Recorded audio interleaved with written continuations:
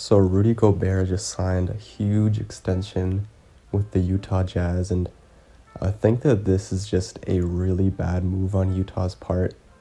And I think it kind of sheds some light on why people have issues with these. Like, I don't know if it was technically qualified as a supermax contract, but the fact that it's a 5-year, like $200 million contract, he's going to be making like $40 million on average.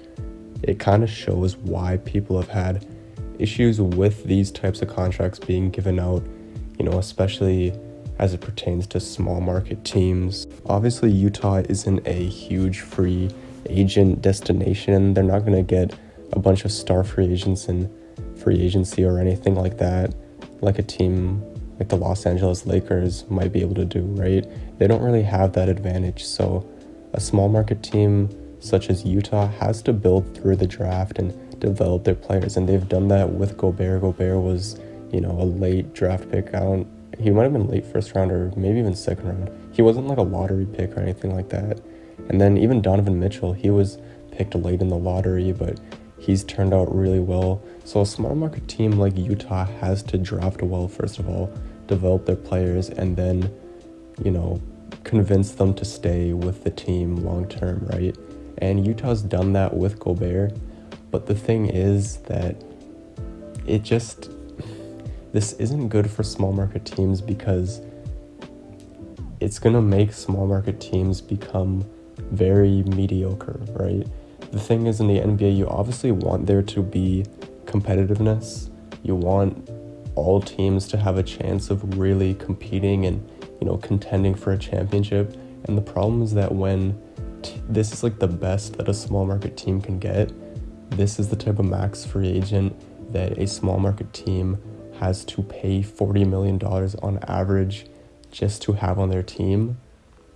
It's a bad sign. And here's the reason why. Just because as good of a player as Rudy Gobert is, as good of a center as he is in today's NBA, the reality is that the center position is becoming less and less valuable pretty much with each passing year.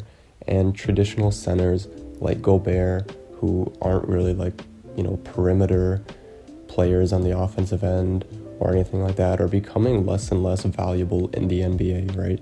There's still a place for them, but not to be getting like $40 million a season, not to be getting this much money. And the thing is, with this contract, the Jazz are pretty much stuck, because Gobert is going to be getting $40 million a season. Donovan Mitchell is in the last year of his rookie contract. I don't know if the Jazz have already given him an extension. I think they might have. I'd have to check up on that. But regardless, even if they, still are yet to give him an extension, obviously the Jazz are going to give Mitchell some big contract after this season, right? So Mitchell's going to have a big contract. Gobert's going to have a big contract. You're not going to be able to make many moves. This is pretty much the team that they're going to have, the core that they're going to have. Obviously, there's going to be some interchangeable pieces, but nothing too drastic. Like, they're probably most likely not going to be able to even trade for another star. And even if they were able to, the rest of the team would basically just be guys on vet minimum contracts. Like, they would be such a top-heavy team. I just don't know what Utah's thinking was here, because this Utah team, it's not like they've shown obviously Donovan Mitchell is a great young player and Gobert is great too, but they haven't really shown enough in the West last year. Like, for example, at least the Nuggets last year beat the Clippers, and they actually beat a really, really good team. The Jazz, they haven't really beat anyone in a playoff series where you can say, wow, that was like really impressive. I think that the Jazz can, potentially become a contender like within the next couple seasons or anything like that, right? I think they've made the second round once with Donovan Mitchell. And then also this year, Donovan Mitchell, he played like an absolute superstar in the playoffs against the Nuggets, and they still couldn't beat them in the first round. So, even if you're banking on him becoming a superstar, are you really sure that, the combination of him, Gobert, and whoever else you put around them is going to be good enough to allow you to contend for a championship? I don't really know if that's the case. Honestly, I feel like Utah, they're going to be good enough to make the playoffs, but they're probably going to be like, a 5, 6, 7 seed for the next 5 years with Gobert on this contract.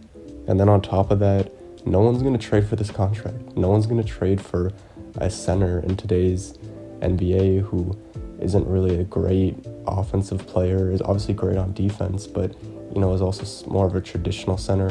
No one's going to trade for that contract unless they're like absolutely desperate, but they probably wouldn't trade for him until he's in at least like the second last year of that deal, right?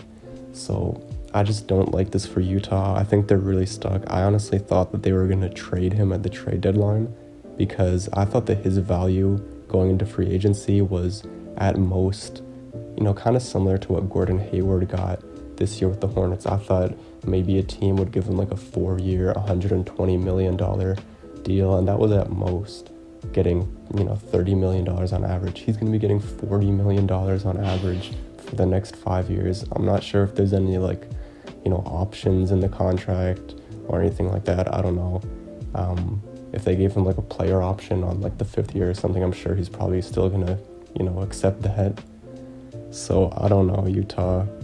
It seems like they're stuck, and it looks bad for, the Supermax contract for small market teams, because this is the fear, right? Obviously they were able to keep a star player of theirs, but they're keeping a star player that is like the 20 to 25th best player in the league, kind of in that range, probably, just off the top of my head. He's not a guy that's good enough to win you a championship and be the best player on a championship team, but he's being paid like the best player on a championship team just because the Utah Jazz can't really get anyone else in free agency, and that's bad because now they're just stuck. They're going to be, like I said, probably 5, 6, 7 seed for the next 5 years, and that's where they are. So Utah fans, I don't know how you feel about this, but if I were a Jazz fan right now, I would probably not be too happy about this.